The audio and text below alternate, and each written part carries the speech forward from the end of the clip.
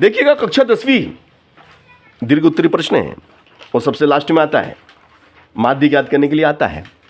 यहाँ पे लिखा रहेगा आपका प्राप्तांक, है ना, ये आपका आएगा प्राप्तांक। ठीक है, ये प्राप्तांक हो गया साहब। और ये क्या लिखा हुआ है, विद्यार्थियों की, यहाँ लिख दो विद्यार्थियों की संख्या, यहाँ आ जाएगा विद्यार्थियों की संख्या। फिर आपको जो दिया वो आप लिख देंगे।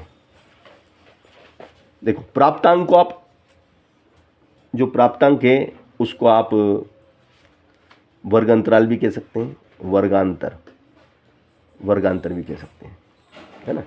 दो नाम है इसके, वर्गांतर। इनमें अंतर है 0 से 10, 0 से 10, फिर 10 से 20, फिर 20 से 30, फिर 30 से 40, फिर 40 से 50। आगे चलो संख्या बोलो। यहाँ पे 5, फिर 3, फिर 4, फिर 3, फिर 3। चलिएगा ये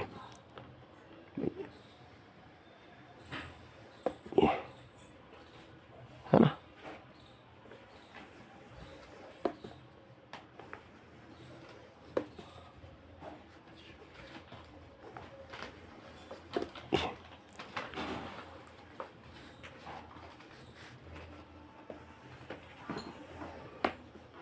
चलो अब भैया ये जो वर्गांतर हैं इन दोनों को जोड़ेंगे और उसका आधा करेंगे तो आपको x मिलेगा। क्या मिलेगा, विद्यार्थियों की संख्या को तो अपन f मान लेंगे, विद्यार्थियों की संख्या को क्या मानेंगे अपन, f, फ्रीक्वेंसी f।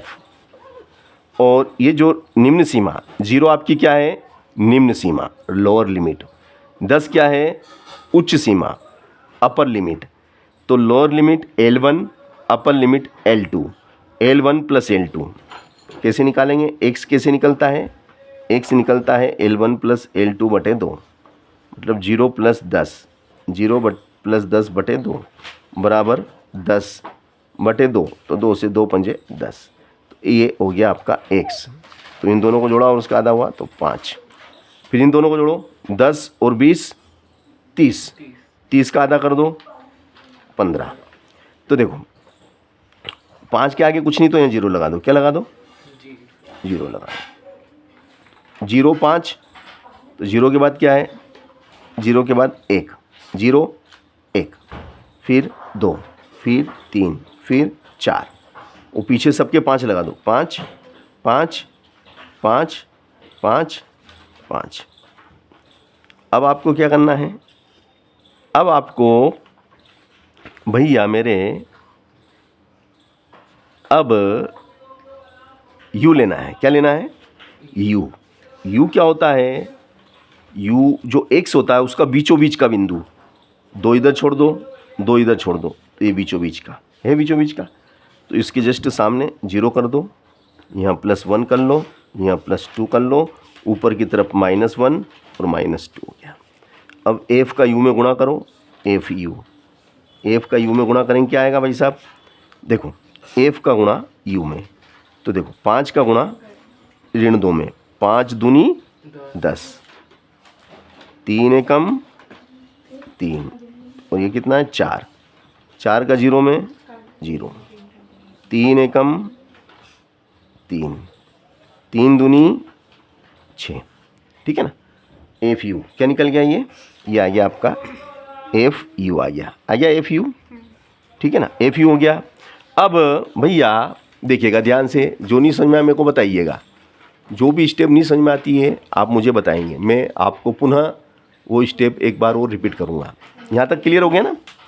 अब इन सबको जोड़ेंगे बेटा, सिग्मा f को जोड़ो, कितना हुआ बेटा, देखो 5, 5 और 3 8, 5 और 3 8, 8 और 4 12, 12 3 15 और 3 18। तो भैया इन सब का जोड़ तो आ गया 18, आ गया ना जोड़ 18। चलो अब इसको जोड़ो, एफ यू को। देखो धन के कितने,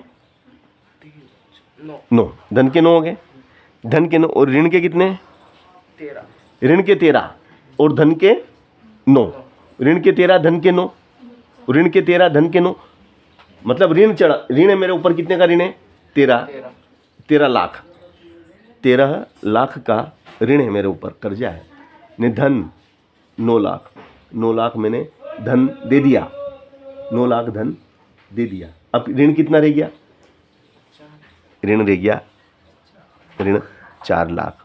समझ गए ना, समझ गए कि नहीं, ये अब तो समझ में आ गया ना क्लियर, ऋण का 4 कैसे आया। चलो अब सूत्र है बेटा, देखो एक्स बार बराबर होता है A plus H sigma F U बटे sigma F. X bar A क्या होता है बेटा, जो बीचों बीच का बिंदु होता है, बीचों मध्य बिंदु को अपन ए मानते हैं। और एच का मतलब होता है बेटा अंतराल, कितने का अंतर है इसमें, 0 से 10, 10 से 20, 20 से 30, 10 10 का। और सिग्मा का मतलब होता है जोड़, सिग्मा का मतलब क्या होता है, जोड़ा। इन सबको जोड़ा तो कितना है, ऋण का 4, तो इनकी जगह ऋण का 4। और एफ सिग्मा का एफ कितना, जोड़ एफ को जोड़ा तो कितना आया, 18, एफ का जोड़ कितना आया, 18 आ गया ना, 18। चलो बात समझ में आ गई यहाँ तक। अब देखो क्या है कि भैया ये हो जाएगा आपका, देखो 2 दूनी 4, 2 नाम 18, 25, ये प्लस है और ये वो बीच में गुणा, प्लस माइनस का गुणा माइनस होता है, 10 दूना 20, 20 बटे 9, नीचे 1, एक्स बार बराबर 9।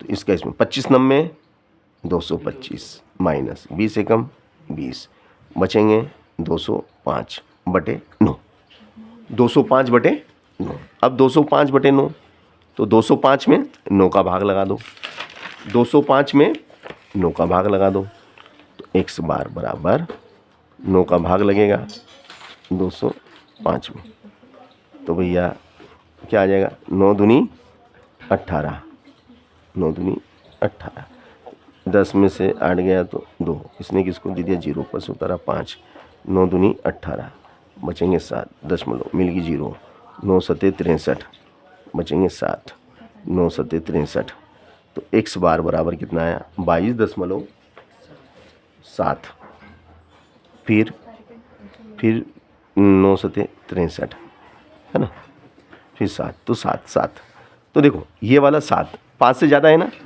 5 से ज़्यादा, ये कितना है 5 से ज़्यादा है, तो 5 से ज़्यादा वाला 7 हटेगा तो एक इसको दे जाएगा, एक पड़ोसी को दे के जाता है, तो 7 8 हो गया, 7 की जगह कितना हो गया, 8 हो गया।